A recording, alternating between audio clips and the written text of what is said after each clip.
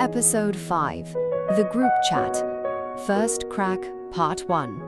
Brianna thought seeing the message would make things clearer. It didn't. If anything, it made everything worse, because now she had questions and no answers. The next morning, she sat at her desk staring at the same email for nearly 10 minutes, reading, rereading, forgetting what she'd just read. The words were there, right in front of her, but her mind kept drifting somewhere else. Back to the message, back to the receipt, back to every little thing she'd convinced herself didn't matter. Every time her phone buzzed, her stomach tightened. Every time it didn't, she wondered why. And Brianna was starting to notice everything. The way Jay moved through the apartment like he was somewhere else. The way conversations ended just before they became anything real. The way familiar had quietly started to feel like distance, without either of them ever saying anything about it. Nothing had happened, at least nothing she could prove. No confrontation, no confession, no dramatic moment that changed everything. Just a growing feeling she couldn't seem to shake. And that somehow made it worse, because doubt has a way of filling in the blanks, turning silence into questions and questions into fear. Brianna had spent years being the one who looked for the good, the one who gave people the benefit of the doubt, the one who loved loudly enough for both of them when things got quiet. She believed in patience, in grace, in choosing trust when it would have been easier to assume the worst. But there was a difference between choosing to believe in someone and convincing yourself not to see what was right in front of you. Brianna was starting to understand that difference, and she didn't like what it felt like. Because once you notice something, you can't unnotice it. Same table, different lives. Saturday again, same coffee shop, same 4 women who had been doing this long before careers, relationships, and responsibilities started pulling them in different directions. But this Saturday felt different. Not dramatically different, just enough. The kind of difference you only notice when you're paying attention. Ciara's phone lit up first. She glanced down, then immediately turned it face down. Too late. Jazz saw everything, and unfortunately for Ciara, Jazz had never met a secret she didn't immediately try to uncover. The smile gave her away before she ever said a word. Nick, of course it was Nick. The same Nick she swore she wasn't thinking about. The same Nick she definitely wasn't smiling about. The same Nick who somehow kept finding his way into her thoughts. For the first time, Ciara wasn't trying to convince herself she didn't care, and maybe that was the real surprise. Across the table, Jazz looked entirely too pleased with herself, mostly because she was, until the conversation shifted in her direction.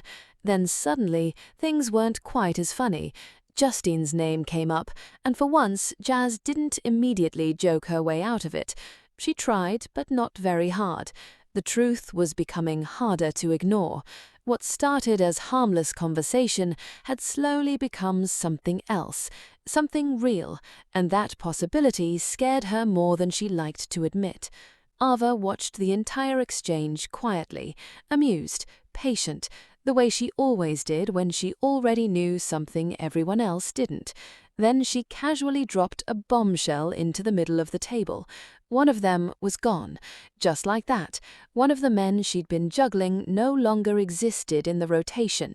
No dramatic announcement, no ceremony, no speech, just a decision.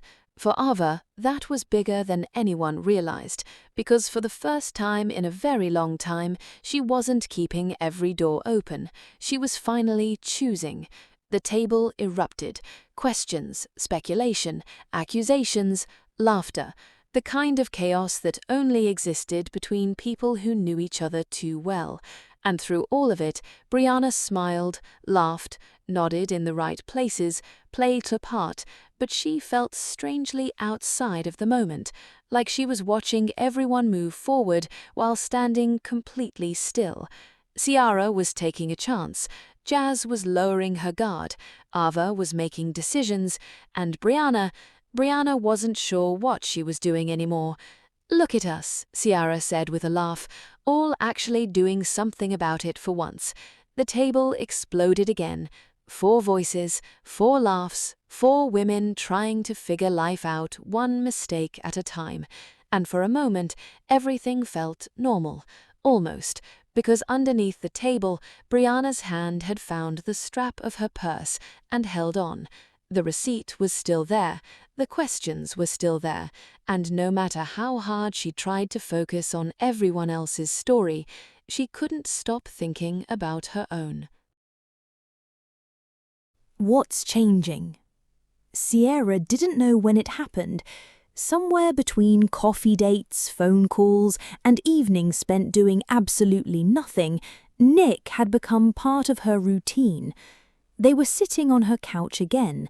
Nick was halfway through a story about his sister's dog, a story Ciara realized she wasn't actually listening to. Instead, she found herself watching him, the way his hands moved when he talked, the way he leaned toward her without realizing it, the way being around him had started to feel easy, comfortable, safe. And before she could stop it, a thought slipped into her mind. What would it be like to do this every night? The thought scared her more than anything Nick had ever said, because wanting something meant there was something to lose, and Ciara had spent a very long time making sure she never had anything to lose. Across town, Jazz was doing what Jazz always did when she didn't want to deal with something: working, talking, performing, pretending.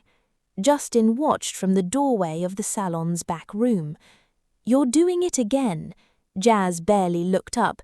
"Doing what?" "Performing."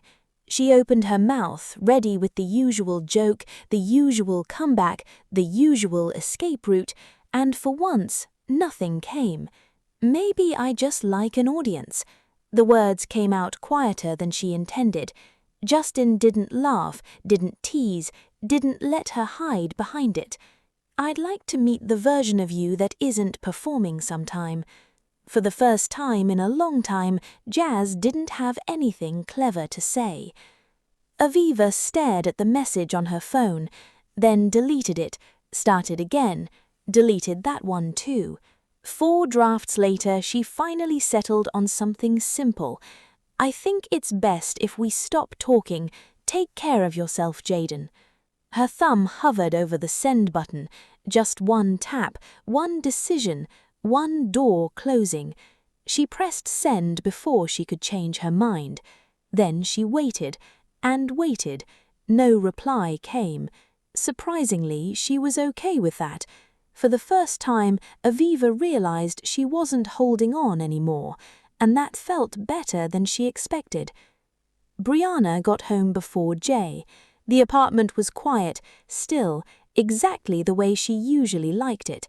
She stepped inside, closed the door softly behind her, and stood there, not moving, not thinking, just breathing, like she'd been holding her breath all day and hadn't noticed until now. The silence wrapped around her, and for the first time she let herself feel it. 4 women, 4 quiet moments, each one standing at the edge of something she never expected, and none of them would be able to go back to who they were before. The door clicked shut behind Brianna, softly, but somehow it sounded like something ending. Saying it out loud. It started with Ciara, the way most of the real conversations did, because she was usually the last one anyone expected it from. "I think I might actually be falling for him," she said, staring at the takeout container in her lap instead of at any of them. No one laughed. "Like, actually," she continued, "not the fun, low-stakes version. The version where I think about what he's doing when he's not around. The version where I imagine him meeting my mother." Jazz set her fork down.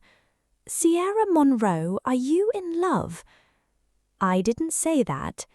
"You basically said that." "I said I'm scared, which feels like the same thing lately." Ava nodded slowly, like that landed somewhere specific in her too. "I get that," she said. "I ended things with Jaden this week." Jazz's head turned. "Wait, for real? You actually did it. I actually did it. How do you feel? Ava considered the question honestly, the way she considered most things. Lighter, she said, which surprised me. I thought I'd feel like I was losing options. Instead, it just feels like finally choosing something. Look at you, Ciara said warmly. Growth. Don't, Ava said, but she was almost smiling. Jazz exhaled, long and dramatic, drawing the attention back to herself the way she always did when things got too tender for comfort. Well, since everyone's confessing, Justin told me he wants to meet the version of me that isn't performing. Silence. And, Ciara prompted gently, and I didn't know what to say to that, which never happens to me. Maybe that's the point, Ava offered. Jazz looked down at her hands. Maybe. It was quiet for a moment, the comfortable kind, the kind that only happened among people who had run out of things to perform for each other a long time ago. Then Ciara looked over at Brianna, who hadn't said much of anything all night. You've been quiet, Ciara said. Not an accusation, just true. Brianna felt all three of them turn toward her. She thought about the receipt, the message, the growing list of small things that didn't add up to one big thing yet, but were starting to. She opened her mouth. There's something I haven't told you guys. All of it. The room went still, waiting. Brianna took a breath.